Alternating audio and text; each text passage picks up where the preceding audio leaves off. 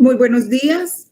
Agradecemos a las personas que ya están con nosotros su puntualidad. Vamos a esperar 2 minuticos y damos inicio a la sesión. Gracias.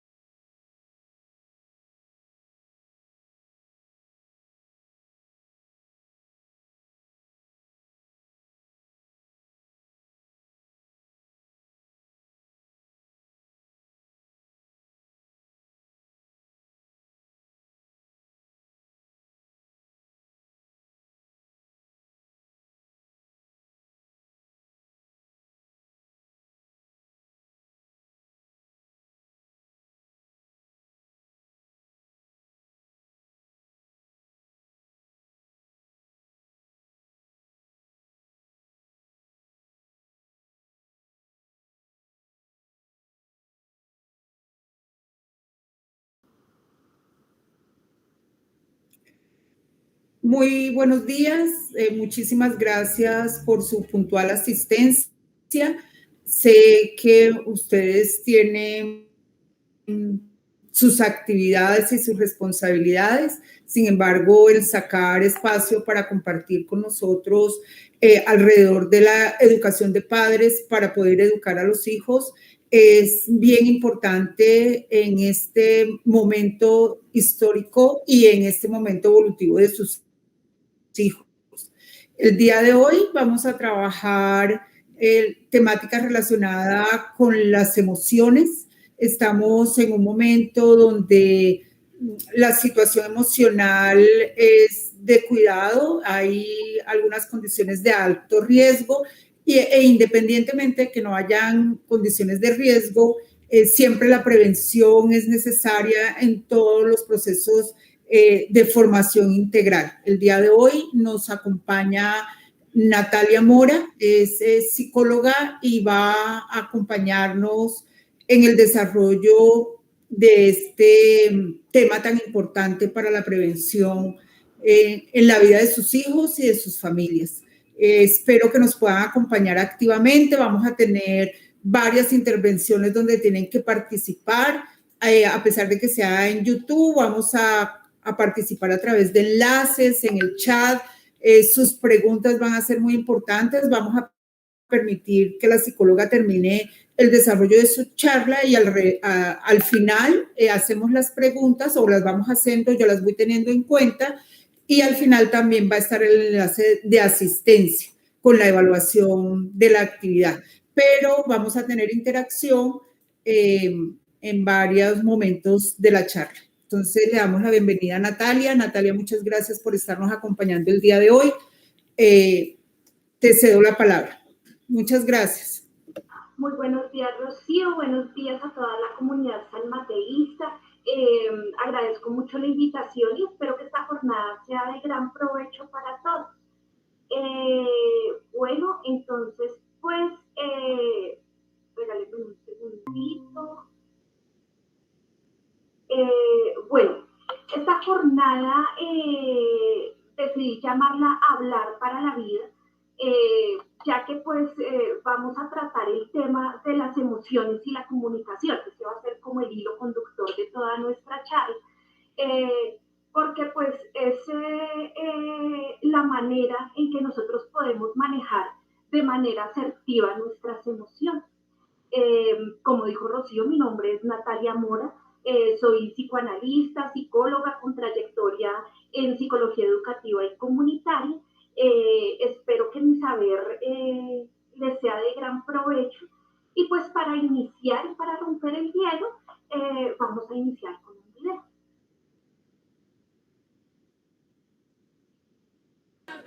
Cumpleaños feliz, te deseamos a ti. Cumpleaños feliz, te deseamos a ti.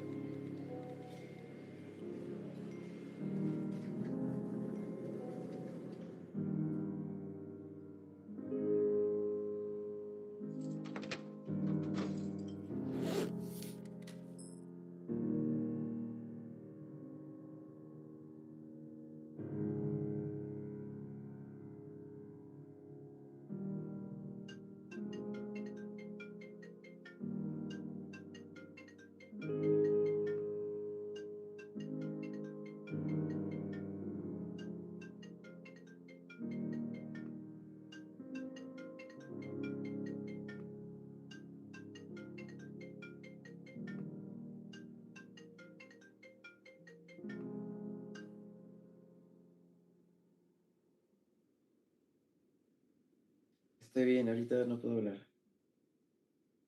Estoy en mi casa. Hablamos mañana.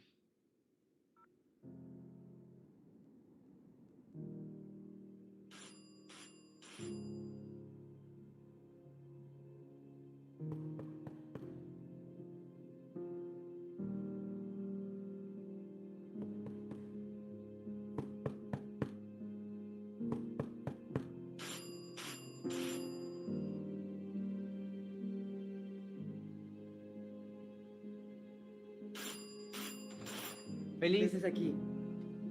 ¿Puedo pasar? Estoy ocupado. ¿Qué haces? ¿Qué quieres? ¿Estás bien? Sí, estoy bien.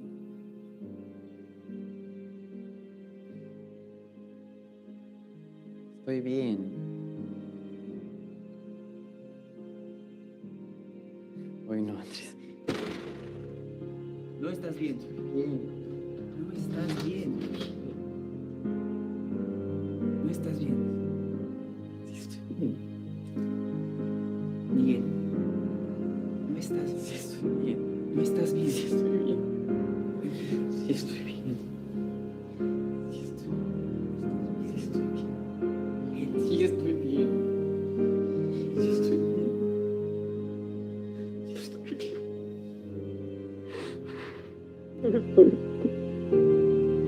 Estoy bien.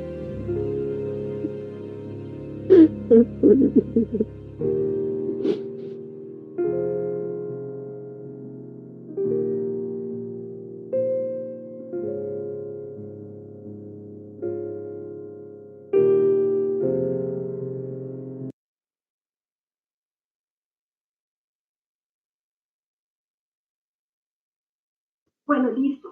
Muy buenos días a todos.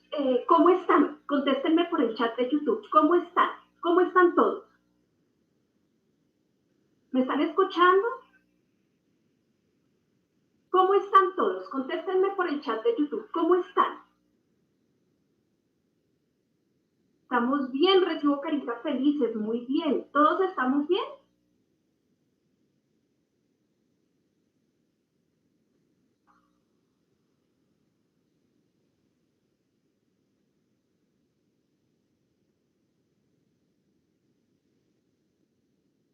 Perfecto. Cuando nosotros nos encontramos con las personas en la calle y nos preguntan, ¿cómo estás? Nosotros generalmente decimos esto, estamos bien, estamos muy bien, a pesar de que de pronto tengamos dificultad. Mi pregunta es, cuando tú dices que estás bien, ¿realmente estás bien? Cuando nosotros decimos que estamos bien, es más como el cliché por el cual yo no quiero hablar de mis problemas, por el que no quiero que la demás gente se entere qué es lo que realmente está pasando, que de pronto tengo dificultades económicas en la casa, que de pronto se me hizo tarde para coger el bus, que no he encontrado trabajo, que estoy preocupada por la salud de algún familiar, pero pues generalmente uno no le dice a la gente eso, pero pues cuando ustedes le preguntan a su hijo que cómo está y él les dice que está bien, a ustedes, ¿qué les asegura que realmente tu hijo está bien? ¿Qué les da la seguridad que él no está utilizando ese mismo cliché que ustedes utilizan con la gente del común que les pregunta cómo está?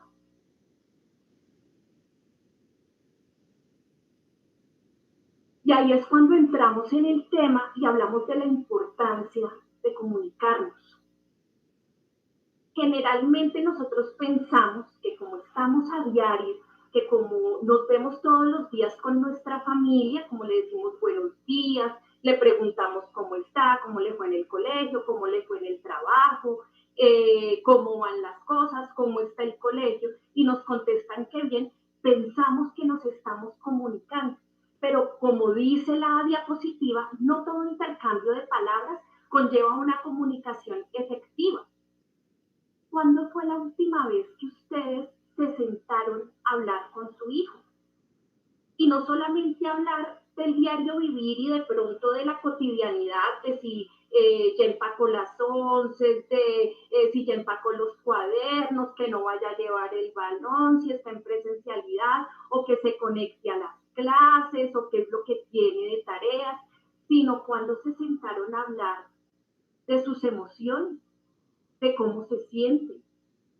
Y digo yo hablar porque muchas veces con los hijos, entonces uno casi que lo sienta, les pone una lámpara como si fuera un interrogatorio y bueno, cuéntame cómo estás y cuéntame de ti, cuéntame de tus amigos y oye, ¿qué pasó con...? Pero pues en ningún momento nosotros intercambiamos con nuestros hijos, convertimos eso en un interrogatorio y no hablamos de corazón y no hablamos de cómo nos sentimos nosotros como padres. Y en la medida en que nosotros podamos abrir nuestros sentimientos y hablar con ellos de cómo nos sentimos, probablemente ellos también van a sentir la confianza de contarnos ellos cómo se sienten. Frente a esto yo les pregunto, ¿ustedes conocen el nombre de los dos mejores amigos de sus hijos? Si quieren, escriban en el chat cuál es el nombre de los dos mejores o del mejor amigo, la mejor amiga de su hijo o de su hijo.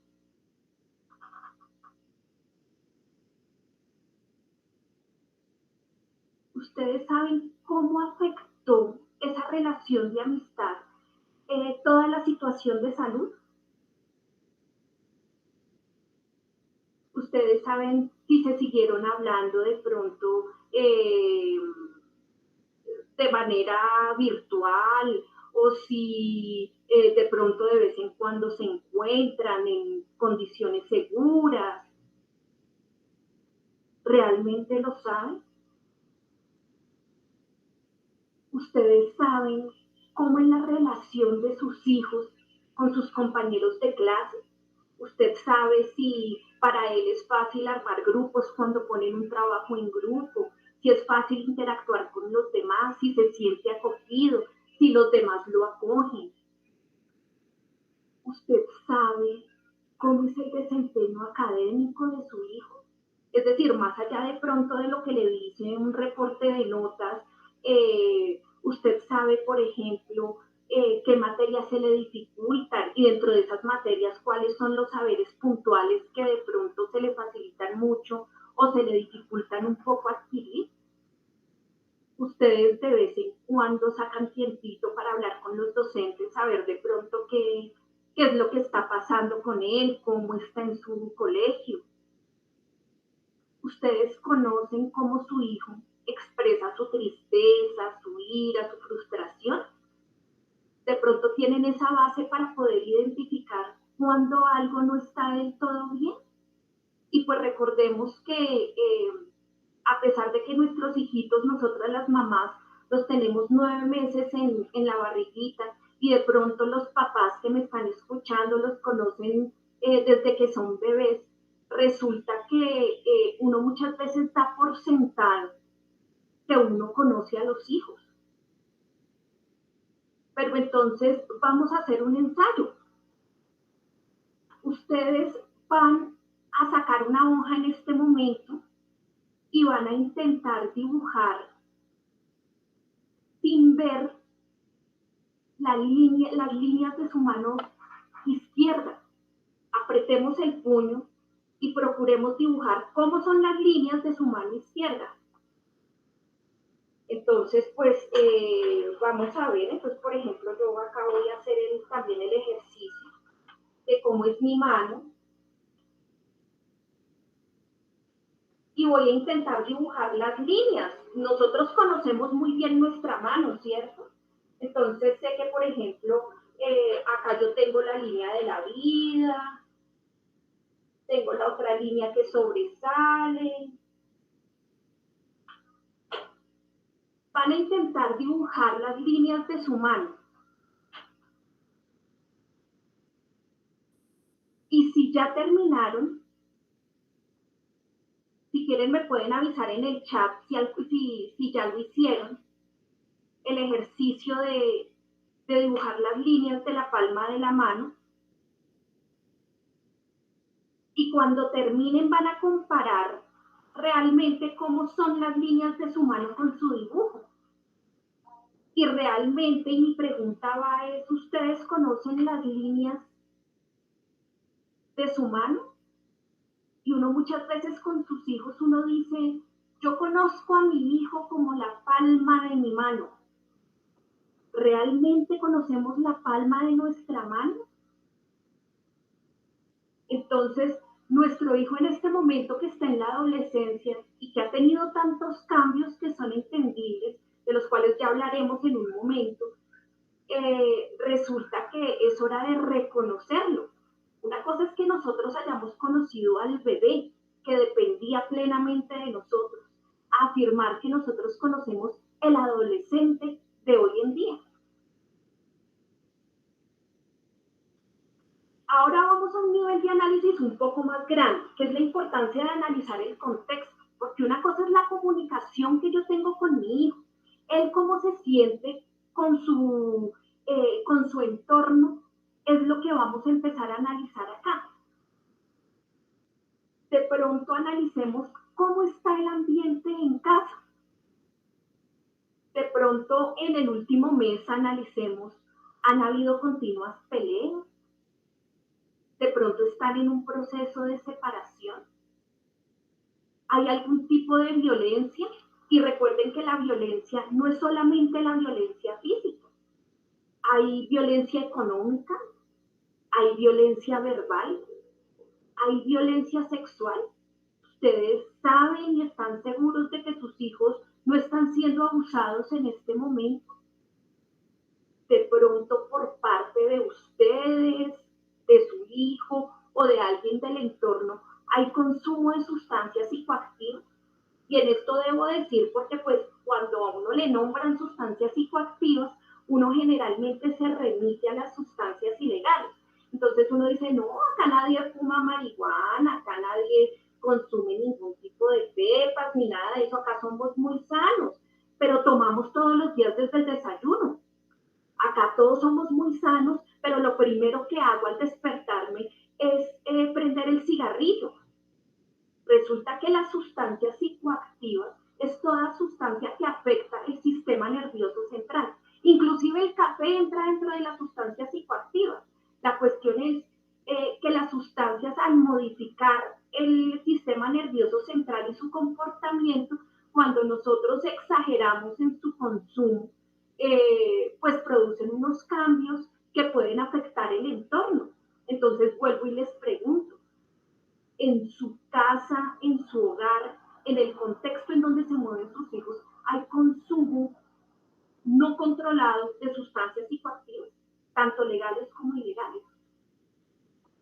Ahora, en el historial familiar hay dificultades de salud mental, entonces muchas veces nosotros eso lo pasamos por alto y nosotros de pronto, luego es que nos acordamos que tenemos de pronto una tía que sufrió, que sufre o sufrió de esquizofrenia, o que de pronto yo alguna vez estuve medicada por depresión, o que de pronto el papá tuvo un intento de suicidio. Esas son cosas que son bastante importantes dentro del ambiente para analizar el contexto, porque no es solamente yo cómo me comunico con mi hijo, sino es cómo nos estamos moviendo y cómo esa persona se está sintiendo en ese entorno. Ahora, es necesario también analizar dentro del círculo que se mueve su hijo, bien sea familiar o de amigos, ¿han habido intentos de suicidio o ideación suicida?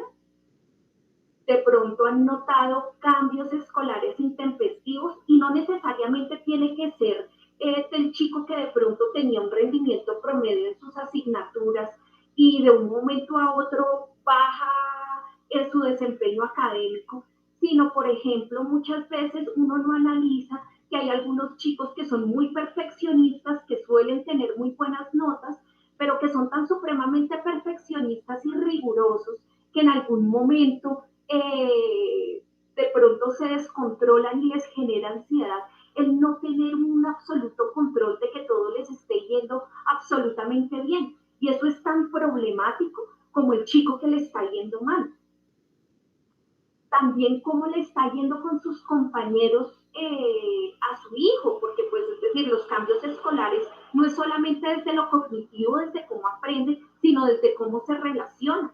Se está relacionando bien con sus compañeros, lo que yo les preguntaba hace un momento, se está sintiendo acogido, cómo ha transformado de pronto la pandemia esa comunicación, porque para nadie es un secreto que la pandemia trajo consigo mucha incertidumbre, y con toda la incertidumbre y todos los problemas económicos y todos los problemas sociales que ha traído, pues ha traído un grave deterioro en la salud mental de mucha gente. Entonces, de pronto las personas que tenían factores de riesgo en un inicio de la pandemia y con el aislamiento, se le salió de las manos la situación, pero inclusive ahorita que de pronto estamos intentando volver a una normalidad, las personas que de pronto no tienen tantos factores de riesgo, inclusive están sufriendo en este momento. Entonces también es bueno analizar cómo es el antes y cómo es el después de sus hijos en pandemia, y cómo les ha afectado eso relacionalmente, porque acordémonos que nuestros chicos son adolescentes, y que para un adolescente el entorno social, el cómo se relaciona con sus pares, es absolutamente importante. Entonces, el hecho de que hayan habido todas estas transformaciones y toda esta incertidumbre, créanme que no pasa de largo por sus hijos. Ustedes sienten que su hijo de pronto en su círculo social cercano o de la familia se ha aislado, si de pronto ha tenido rupturas amorosas, que tenían su novio, que tenían su novia, y de pronto ya no están, o han habido muertes últimamente, se han tenido que enfrentar a duelos, y frente a esto es importante decirles y resaltarles que muchas veces uno adultiza a los chicos, ¿no? Entonces uno dice, no, pues es que se va a poner mal, se va a poner triste porque se murió un perrito, pero es que es un perrito, para eso no hay lío. Pero resulta que lo que es importante y de pronto lo que es traumático para mí, para nuestro hijo, puede que no lo sea. O algo que para él es supremamente relevante y supremamente importante, como el canarito que se le murió o como el hámster que se le murió, para uno es irrelevante, pero resulta que a él se le está yendo media vida porque se le murió su mascota. Y ahí es cuando es necesario escuchar. Y frente a esto, me gustaría comentarles que uno de pronto uno piensa que sus hijos piensan, racionalizan y actúan como adultos. Entonces uno, como ya les dio gozo, como ya los vio con novia, como uno ya ve a su hija de pronto desarrollada, grande, uno dice que ya son adultos, ellos ya pueden solos, ellos ya son responsables, pero resulta que si bien ustedes los ven grande, con voz gruesa, con novia, con novio, de pronto asumiendo ciertas responsabilidades, resulta que sus hijos cerebralmente todavía están inmaduros. El cerebro es un órgano que comienza a desarrollarse desde que el bebé está en la barriguita de su mamá y se termina de desarrollar hasta los 25 años. Y yo creo que de los papás que están acá presentes, sus hijos, por mucho, de pronto tendrán 15, 16 años. Es decir, frente a los 25 años que se termina de desarrollar el cerebro, pues sus hijos todavía presentan una inmadurez, y el cerebro se desarrolla desde la parte de atrás hacia adelante y desde la mitad hacia el exterior. Y una de las últimas partes en madurarse es la corteza prefrontal, que es la que vemos resaltada en morado en esta imagen. La corteza prefrontal es justo la parte del cerebro que está detrás de nuestra frente. Y si nosotros vemos qué es lo que determina la corteza o cuáles son las funciones de la corteza prefrontal, empezamos a entender un poco por qué ese comportamiento adolescente. Entonces, entre otras cosas, la corteza prefrontal, sus funciones es sobre la perseverancia, sobre la planificación y organización, es decir, que para un chico de la edad de sus hijos es difícil prever las consecuencias a largo plazo. Acá también está un poco lo del criterio, lo del control de impulsos y lo del autocontrol y supervisión de lo que yo hago. Es decir, las emociones que un adolescente tiene, para ellos no es fácilmente controlable y no tiene por qué. Porque pasa como si ustedes le dijeran a un bebé recién nacido que se pare y camine.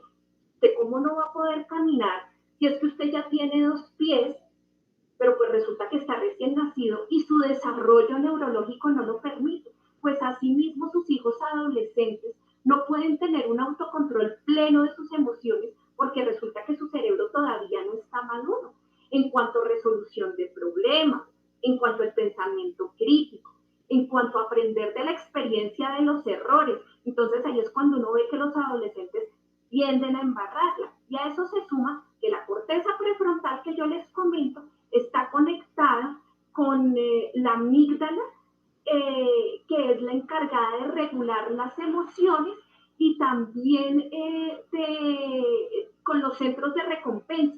¿Qué es lo que pasa, por ejemplo, cuando nosotros vemos a un adicto al juego, por decir un ejemplo?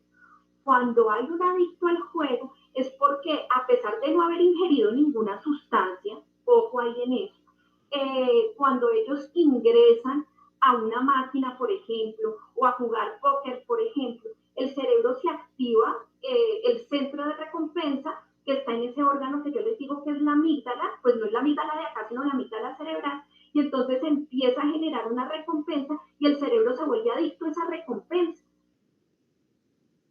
Con los adolescentes pasa que, además de la inmadurez de la corteza prefrontal, está la cuestión con la amígdala, es decir, ellos suelen hacer lo que para ellos es más placentero.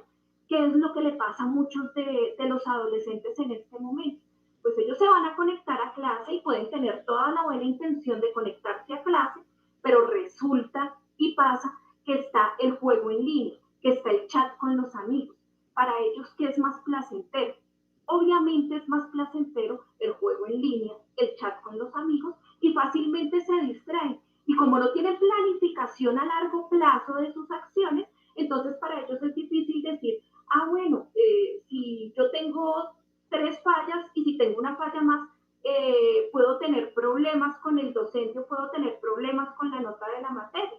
De ahí la importancia del acompañamiento cercano de ustedes con los estudiantes, con sus hijos.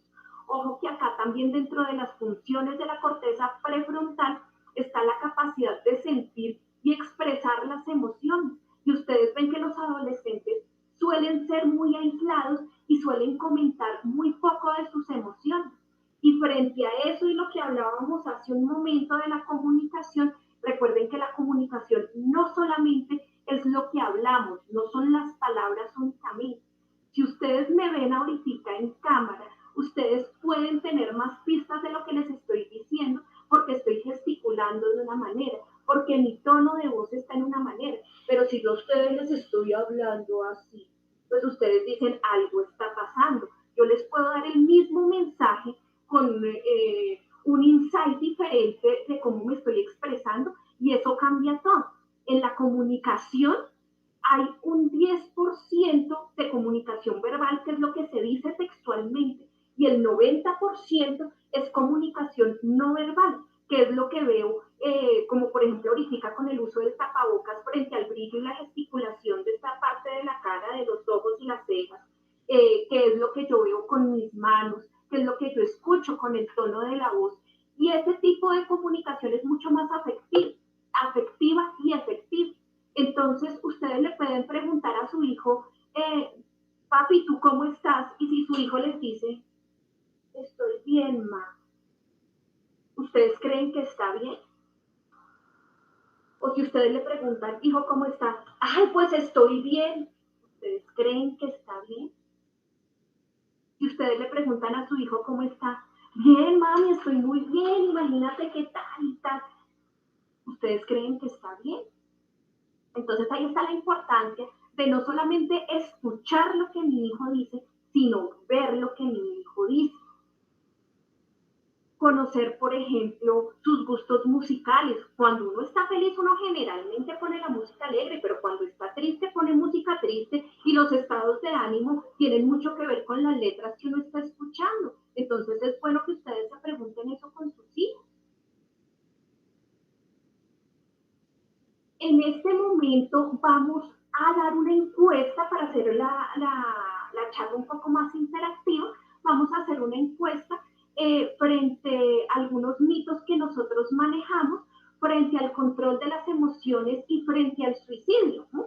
Porque es que resulta que cuando nosotros no manejamos bien nuestras emociones, cuando nosotros no nos comunicamos bien, cuando nosotros no sabemos escuchar, resulta que podemos caer en varios riesgos y dentro de los riesgos está el suicidio.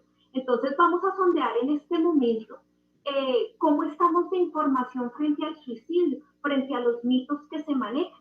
Entonces en el chat en este momento está la encuesta de mitos y realidades sobre el suicidio para que ustedes ingresen y contesten esa pequeña encuesta que la voy a proyectar en este momento.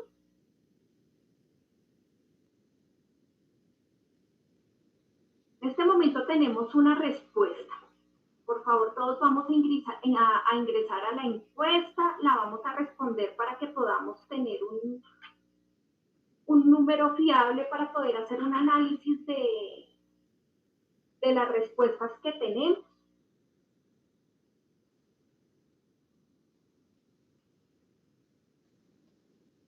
Entonces ingresemos al enlace que está en el chat de YouTube.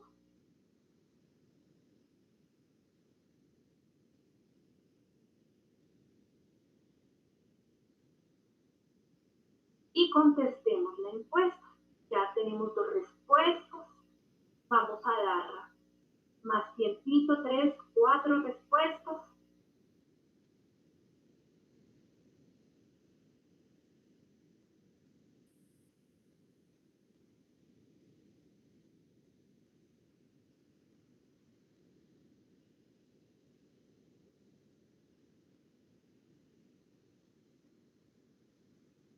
La encuesta la realicé especialmente para que cuando ustedes terminen de responderlo, les dé como una retroalimentación de de las respuestas que ustedes tienen.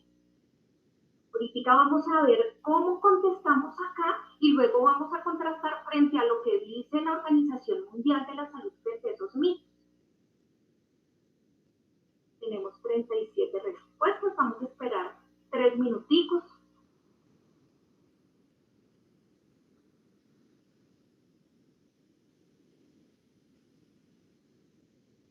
De 156 personas en línea que estamos en este momento, se han contestado 56.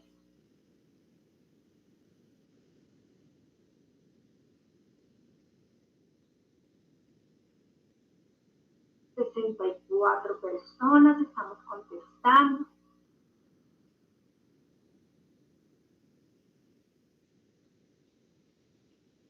...78 de las 156 que estamos conectadas.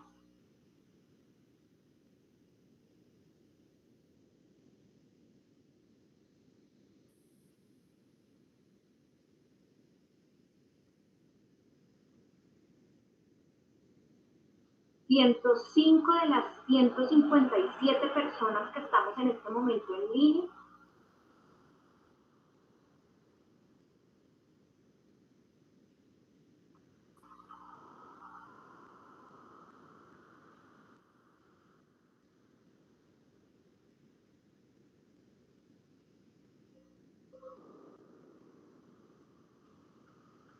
Listo, 140 y yo creo que ya con esto ya podemos ver los resultados que ya son fiables, ¿no? Entonces, vamos con el primer mito. La persona que intenta suicidarse está decidida a morir. La mayoría, el 66.9% de los encuestados, dicen que es verdadero.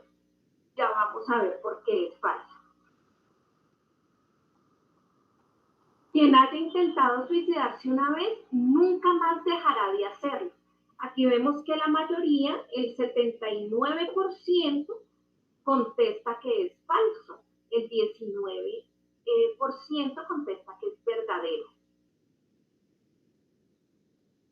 Solo quien tiene una enfermedad mental opta por el suicidio. El 90.9% contesta que es falso, mientras el 8.8%, que equivale a 20 personas, contesta que es verdadero. Hablar de suicidio hace que las personas quieran hacerlo. El 92.5% cree que es falso. El 7.4% cree que es verdadero. Las personas que tienen una clara intención de suicidio nunca avisan.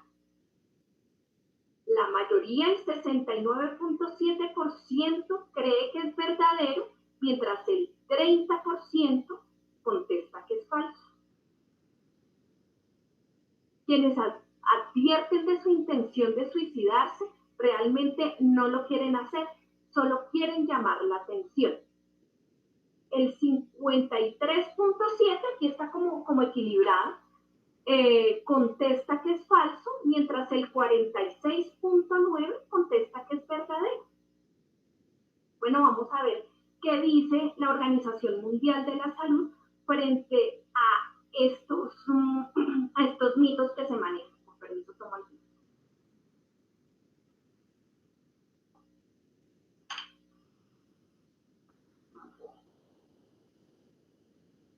Mitos y realidades sobre el suicidio.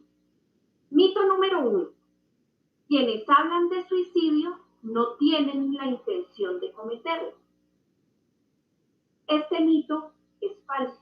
Generalmente tenemos de pronto una predilección por pensar que quien dice que me quiero morir lo está haciendo por llamar la atención. Y de pronto se dice, no, es que el que quiere hacerlo hace, punto, y ya. Resulta que no. Quienes están hablando de suicidio, quienes están diciendo que se quieren morir, quienes están diciendo que ya no le encuentran sentido a la vida, quienes están diciendo que son una carga para los demás, resulta que están dando una señal de alarma. Y ahí tenemos que tener prendidos los ojos y los oídos, como decía el flyer, frente a estas afirmaciones, porque se está pidiendo ayuda. Mito número 2.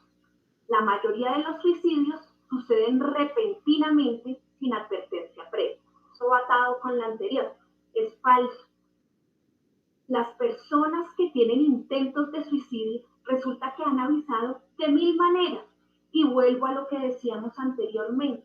No es solamente lo que hablo, es también cómo me comporto, es también los cambios comportamentales que tengo, es también lo que digo, es también lo que escucho. Entonces, ahorita en un momento vamos a ver cuáles son de pronto esas señales de alarma en las cuales debemos estar muy atentos frente a esto.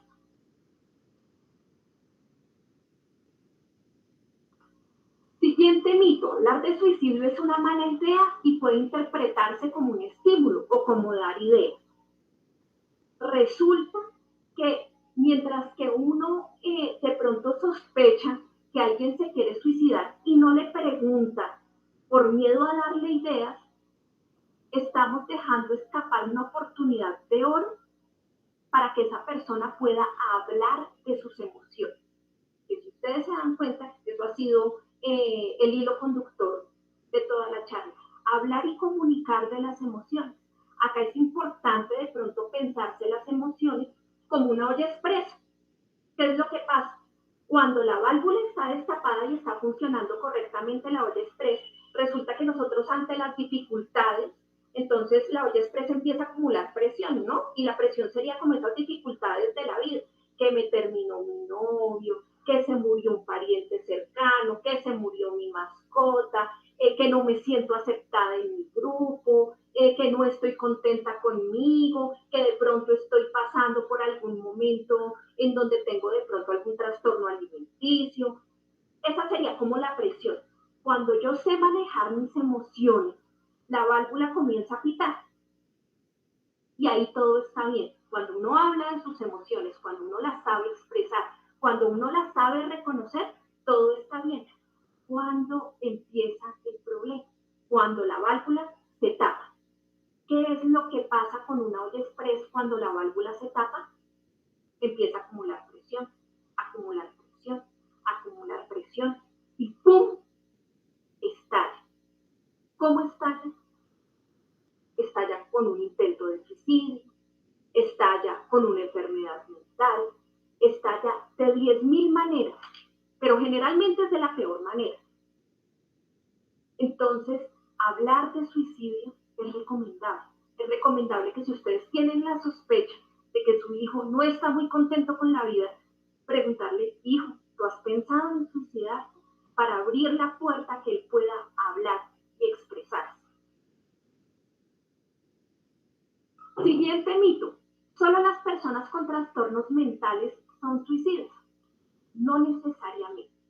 Si bien hay una alta prevalencia de suicidio en personas con trastornos alimenticios, en personas con esquizofrenia, con depresión, con bipolaridad, no solamente ellos son proclives al suicidio. Si yo estoy muy sana, pero no sé manejar mis emociones, si esa válvula que regula las emociones de mi olla express de la vida está tapada, puedo terminar el suicidio. El suicida está decidido a morir. Siguiente mito. Falso. ¿Qué es lo que pasa con el suicidio? Cuando alguien se quiere morir es porque tiene un dolor muy grande y es tan grande el dolor y no ve la salida que siente que la única manera de poder solucionar y dejar de ser una carga para los demás es la muerte. Pero realmente eso es un sentimiento ambivalente y por eso es tan importante el escuchar y por eso es tan importante prestar ayuda oportuna. Siguiente mito. Quien haya sido suicida alguna vez nunca dejará de ser. Lo que siempre se muestra de manera recurrente son las ideaciones y pensamientos suicidas. Pero cuando yo tengo un buen acompañamiento profesional, cuando tengo un buen acompañamiento familiar, es muy probable que no se vuelva a intentar suicidar cuando hay un correcto acompañamiento y pueden superar sus dificultades, es decir, hay la importancia de tener, por ejemplo, el acompañamiento profesional adecuado para que les pueda mostrar las habilidades y las herramientas para poder tener un correcto manejo de emociones sin que eso signifique atentar contra la vida. Ahora, vamos con lo siguiente. ¿Qué puedo hacer? Ya tenemos toda la problemática, pero ¿qué podemos hacer de manera concreta? Tenemos que estar muy atentos a las señales. ¿Cuáles son las señales? Tu hijo de pronto, cuando usted habla con él o cuando usted lo observa, y cuando hablamos, recordemos que no solamente estamos hablando del intercambio verbal, sino también de lo que usted observa en su comportamiento, en su lenguaje no verbal, usted lo nota desesperanzado, con rabia, con ira incontrolada, buscando venganza, con ansiedad, agitado, con una sensación de sentirse atrapado como si no hubiera salido. De pronto, cuando usted habla con su hijo, expresa que se quiere morir o que se siente una carga para los demás o que no tiene razones para vivir o no tiene de pronto planes a futuro. Ojo que eso pueden ser señales importantes, que de pronto usted encontró una nota de despedida o que está regalando pertenencias con alto significado emocional. Mucho ojo, esos son señales en las que debemos estar atentos. De pronto usted ve que su hijo continuamente actúa de manera imprudente o participa en actividades que le involucren un riesgo para su vida y su bienestar, aparentemente de manera impulsiva. O puede ser otra señal. De pronto usted ve que su hijo está consumiendo alcohol, está consumiendo drogas de una manera incontrolada, solamente con que los esté consumiendo ya es un signo de alarma. De pronto usted, frente a todos estos síntomas, usted además ve que su hijo se está alejando, se está aislando de su círculo social y familiar, ya no quiere hablar con sus amigos más cercanos, ya no siente interés en las actividades que siempre tenía, ya no se sienta con ustedes a la mesa, por ejemplo. Ustedes ven que de pronto no está durmiendo bien, o por el contrario, está durmiendo todo el tiempo, y de pronto está muy feliz, y de pronto se pone irascible, o de pronto se pone triste. Ojo que esos son señales en las que hay que estar muy atentos. Entonces, vuelvo y reitero, el abrir los canales de comunicación es vital, el escucharlos. Porque yo digo y pongo una especial atención a escucharlos. Y nuevamente les recuerdo cómo iba el póster de invitación a esta jornada. Y es que había un ojo y una oreja, pero casi no había una boca. ¿Por qué? Porque no es necesario tener respuestas. Generalmente cuando uno está ahogado emocionalmente, cuando esa olla está a punto de explotar, uno no suele buscar un consejo en específico, uno simplemente quiere ser escuchado. Muchas veces, ¿qué es lo que pasa? Entonces, se acerca alguien a decirme, es que la vida me está resultando muy pesada, no siento ganas de vivir, me siento una carga, y uno dice, pero hombre, ¿usted por qué se quiere morir? Si mire lo lindo de la vida, si mire que tiene una mamá que lo quiere, que tiene unos hermanos que lo quieren, mire ese colegio tan bueno en el que está, que es la institución San Mateo, mire sus profesores, ¿cómo no va a estar feliz? Si hay niños en el África que no tienen comida y se están muriendo de hambre, si hay niños que no tienen todos los privilegios que usted tiene, resulta que esa persona generalmente es consciente de todas esas bendiciones que tiene. Y precisamente eso es una carga, porque a pesar de todas esas bendiciones y esas cosas buenas que tiene, no puede ser feliz. Y por eso es importante escuchar, más que hablar, escuchar, mostrar preocupación genuina y el deseo de ayudar. No temer a preguntar si ha pensado en quitarse la vida, que es lo que estábamos hablando hace un momento. Si ustedes ven que hay un alto riesgo de que la persona con la que ustedes estén hablando, que no necesariamente es su hija, puede ser su vecino, puede ser su tía, puede ser su amiga, puede ser su padre, su madre, porque pues en estadísticas hay una mayor probabilidad de suicidio en la medida en que se avanza en edad. Entonces, ¿qué es importante? No dejar sola a la persona, restringir el acceso a materiales que pueden atentar contra su vida y su integridad. ¿Qué es lo que pasa? Nosotros estamos fortaleciendo en este momento la red de ayuda primaria, que es el hogar, que es la casa, que son los que están cercanos, pero también hay unas redes de ayudas institucionales. Entonces, si yo detecto que la persona con la que estoy hablando, si yo detecto que mi hijo tiene un alto riesgo de suicidarse, ¿a quién puedo acudir? No es solamente escuchar y decir, no, eso dejemos así, dejemos para después, eso luego se le pasa, eso él necesita su tiempo, eso es un berrinche. Recordemos los mitos que acabamos de hablar. Es necesario actuar en el momento. ¿Yo cómo lo comparto? Cuando alguien se cae y se fractura, y es una fractura en donde se le sale el hueso, ustedes son capaces de decir, no, eso lo llevamos mañana, eso métase el huesito, métaselo, que eso ya no le pasa nada, deje de quejarse, hombre, es que no está tanto, solamente se le salió el hueso, pero mire, está vivo. No, ¿ustedes qué hacen? Ustedes cogen, llaman a la ambulancia, lo llevan rápido al centro de salud a que lo atiendan por urgencias. Con lo emocional pasa exactamente lo mismo. No es para después, es una emergencia emocional. Tiene una fractura en el alma, por decirlo de alguna manera. Entonces es vital hacerlo ya. veces lo mental y lo emocional se pormenoriza. Entonces es la cuestión de, ay, es que usted no se ayuda, échele ganas que no es para tanto. Ay, pero es que otra vez la misma perorata. ¿Ustedes cómo le dicen a un diabético que deje de ser diabético? Échele ganas y deje de ser diabético. Échele ganas y deje de tener hipertensión. Eso échele ganas y, y qué sé yo, y deja de sentir la fractura, lo que hablábamos hace un momento. Es necesario darle la importancia a las emociones, a la salud mental e intervenir en el momento, en el instante. ¿Cuáles son las líneas en las que yo puedo acudir y las instituciones a las que puedo acudir? Acá les pido el favor, si están en su computador, si están en su teléfono, por favor tomen captura de pantalla para tener estos números de telefónico a la mano, estos números telefónicos a la mano.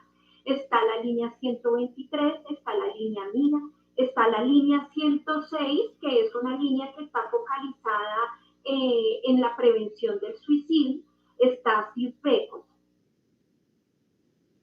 está la línea de atención de la Universidad Nacional de la campaña Vive tus emociones, gózate la vida, está una opción en línea, está el teléfono de la esperanza, está la línea del Instituto Colombiano de Bienestar Familiar, que además de este número es el 141, que además de pronto estos casos puntuales para menores de edad, atiende cualquier vulneración de derechos a menores de edad. Está el Fono Ayuda del Minuto de Dios, está la línea púrpura distrital. Recuerden que la línea púrpura se especializa también en violencias de género, y recuerden que las violencias de género es cuando en su hogar de pronto alguna mujer está sufriendo de violencia psicológica, de violencia sexual, de violencia física. Acá también pueden acudir, ahí hay equipo de psicólogos, abogados, trabajadores sociales que están dispuestos a ayudar. En las instituciones está la Asociación Red Nacional de Suicidología de Colombia, está la Fundación Lazos, está la Corporación Buscando Ánimo, la Corporación Invita Vivir el Camino, la Fundación Unidos contra la Depresión, la Fundación Ginés. Nata, ya debemos pensar en cerrar. Vale, listo. Y también están las clínicas psiquiátricas. Es importante entonces que ustedes, en cuanto detecten un alto riesgo suicida, acudan a alguna de estas clínicas para que haya una valoración por psiquiatría y así podamos valorar el riesgo y poder quedar todos tranquilos. Entonces, les agradezco mucho su atención. No sé si puedo pasar un último video o si de pronto ya estamos muy sobre el tiempo. Ya estamos muy sobre el tiempo, Nata. ¿Pones el enlace de asistencia, por favor? Claro que sí. Entonces, les agradezco muchísimo su atención. Muy complacida de estar con usted. Mil gracias, Natalia, por acompañarnos. A los padres de familia, ahí está el enlace de asistencia. Por favor, se registran para dar continuidad a la entrega de boletines. Natalia, muchas gracias. Esperamos haberles aportado. Cualquier situación pueden comunicarse al correo de orientación escolar, rocioorientadora@iesma.edu.com. Muchísimas gracias. Hasta luego. Por favor, no se van a retirar sin diligenciar el enlace de asistencia. Natalia, ¿ya está el enlace en el chat? Por favor, no se retiren sin diligenciar el enlace de asistencia. Muchas gracias, que tengan muy buen día.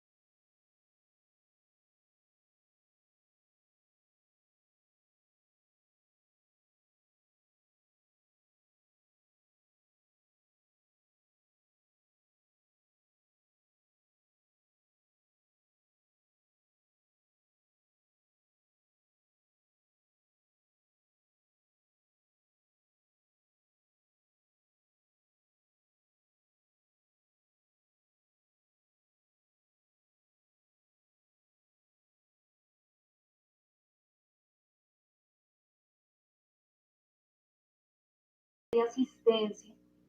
Ay, espérate que yo creo saber qué es lo que está pasando. ¿Dónde está?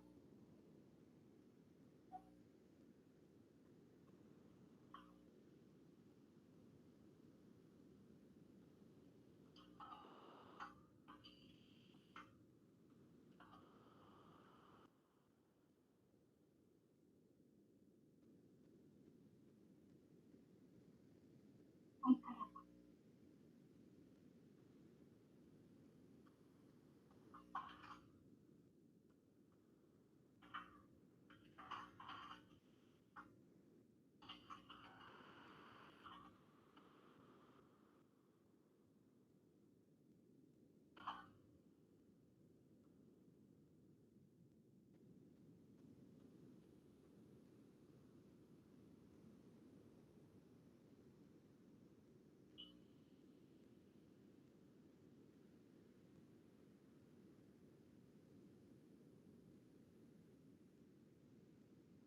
Mauro.